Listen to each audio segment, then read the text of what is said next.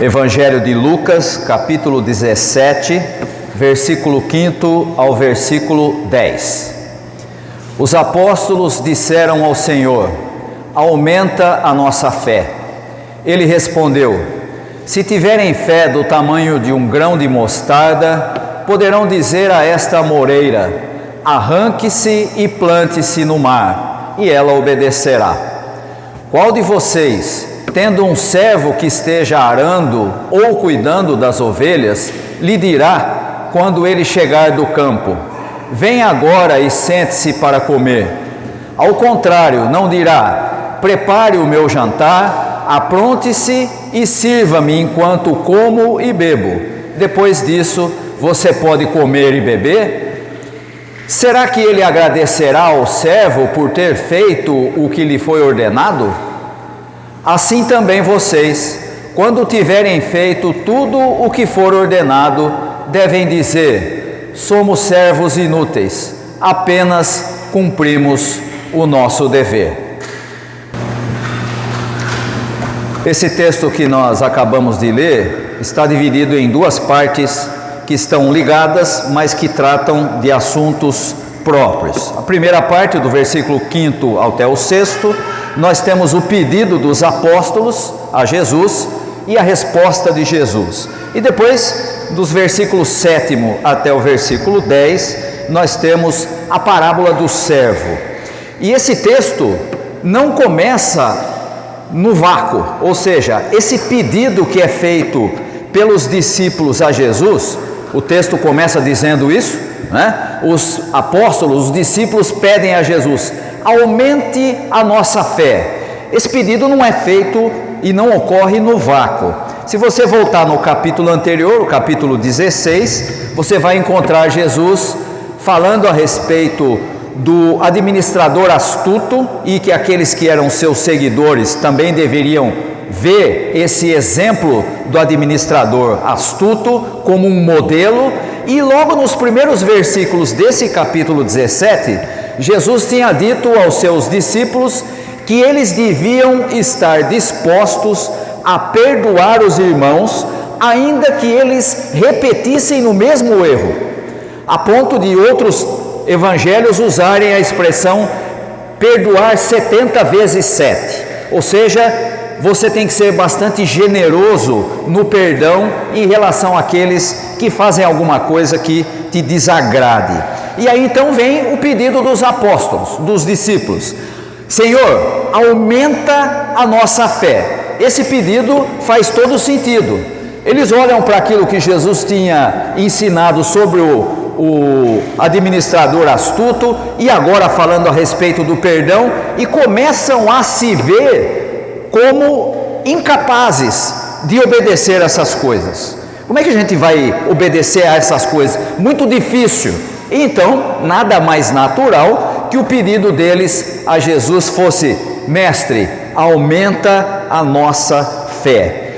E essas exigências que Jesus estava colocando na vida dos seus discípulos eram, a gente poderia dizer sem nenhum medo de errar, que eram exigências muito radicais, eram coisas muito difíceis. Se você pensar naquilo que era a prática comum do povo de Israel nessa época, eles aprendiam que para agradar a Deus você precisava cumprir a lei. Se você for um bom cumpridor da lei, Ele vai te abençoar, a sua vida vai ser maravilhosa. Agora vem Jesus e diz: vocês ouviram o que foi dito aos antigos: não matarás. Eu, porém, vos digo: se você odiar o irmão, já pecou. O que antes era algo relativamente fácil, você não vai sair matando as pessoas por aí, agora ficou muito mais difícil.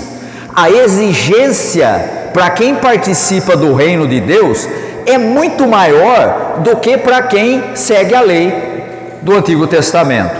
E nada mais natural que os discípulos dissessem: mestre, aumenta a nossa fé, nós não temos condição de obedecer essas coisas. E a resposta de Jesus ao pedido dos seus discípulos não é uma reprimenda, não é uma crítica, mas uma redefinição do próprio conceito de fé. Jesus não diz assim: ok, vou aumentar a fé de vocês. Não é essa a resposta de Jesus. A fé não precisa ser grande. Em vez disso, Jesus coloca o foco da quantidade, que é o que eles estavam pensando. Ele desloca o foco da quantidade para a qualidade e a autenticidade da fé. A fé não precisa ser grande, ela precisa ser genuína. E aí então você vai entender o porquê do grão de mostarda. O grão de mostarda que é citado aí era famoso no mundo antigo por ser uma semente pequena. E a mensagem de Jesus aqui é: não é o tamanho da sua fé que importa, mas a presença da fé verdadeira, por menor que seja. E aqui nós temos uma coisa muito interessante para pensarmos na nossa compreensão a respeito da vida cristã. Às vezes a gente pede exatamente como os discípulos: Senhor, aumenta a nossa fé. E o problema não está no tamanho da nossa fé, e sim na sua autenticidade. Ou seja, o que tem importância para Jesus não é o tamanho, mas se ela é verdadeiramente genuína, ainda que seja pequena. E aí então Jesus faz uma explicação que parece estranha, que ele fala a respeito do poder da fé. Ele usa uma imagem de ordenar para uma amoreira, uma árvore, que ela se desloque de onde está para o meio do mar. Obviamente, se o ambiente do mar não é apropriado para uma árvore, é um ambiente hostil, né? E a amoreira que é citada aí é uma árvore de raízes profundas, e ele diz: se você falar para uma amoreira, se plante no meio do mar, e tiver fé, não a quantidade grande, mas a fé genuína, ainda que pequena, ela vai obedecer. E aqui Jesus, quando usa essa imagem da amoreira que se planta no mar, isso não é um incentivo a fazer nenhum tipo de truque mágico. Isso mostra como Jesus entende o poder da fé, o poder transformador e aparentemente impossível que vem de uma fé verdadeiramente autêntica. Aquele que realmente crê em Cristo, aquele que realmente tem fé, ainda que seja pequena, poderá ter a capacidade, inclusive, de perdoar o irmão 70 vezes 7, que é aquilo que os discípulos estavam achando muito difícil.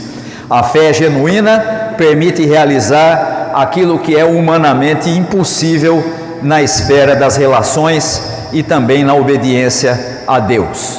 E aí então chegamos na segunda parte do texto, que é a parábola do servo. E essa parte do texto, para nós hoje em dia, parece meio estranha. Primeiro porque há uma diferença clara aqui em termos de sociedade, né? Na época era muito comum a pessoa ter um servo, e o servo, a palavra aqui é doulos, significa escravo, alguém que é propriedade dele. Para a mentalidade moderna, para a nossa mentalidade, isso é uma coisa impraticável. Embora em 2025 nós tenhamos ainda empresas, empresários e grandes fortunas que fazem de pessoas trabalhadores em estado de escravidão. Então nós não estamos falando aqui também de algo que seja tão distante de nós, porque mesmo hoje, vira e mexe acontece, os irmãos que acompanham aí as notícias, de vez em quando aparece alguém que foi libertado de um tipo de cativeiro, porque estava fazendo trabalho escravo. Na época de Jesus, era a coisa mais natural do mundo, mais comum do mundo, o sujeito ter servos, ou seja, e normalmente os servos, né, os escravos, eles se tornavam escravos por causa de dívidas. Algum problema que ele teve, ele não tinha como pagar, e aí ele ia trabalhar como escravo para o outro. E aí então Jesus vem e diz assim: vocês devem pensar em si mesmos como servos inúteis. Você já imaginou isso para o ouvido de alguém que era da época e que olhava para o servo como alguém inferior, que pensava que quem era escravo não era gente, porque se fosse importante não era servo, não era escravo. E agora vem Jesus e diz: vocês, quando fizerem tudo o que for mandado, vocês devem se considerar servos inúteis. E aqui nós temos obviamente que interpretar essa parábola no contexto da época e também no contexto da aliança que Deus faz com o seu novo povo, que é a igreja. A parábola, dentro da realidade social do primeiro século, tinha a ver com a aliança e com a obrigação. O servo ou o escravo pertencia ao mestre. O seu trabalho no campo não era um favor extra, era apenas a sua obrigação fundamental. E aqui nós temos algo importante para nós hoje em dia. A crítica que aparece nesse texto e que Jesus faz menção é em relação à mentalidade de mérito. A chave da parábola está na pergunta do versículo 9. O versículo 9 diz assim, eu vou ler de novo para os irmãos: será que o dono, o proprietário do servo, será que ele agradecerá ao servo por ter feito o que lhe foi ordenado? A crítica está aqui exatamente nesse versículo.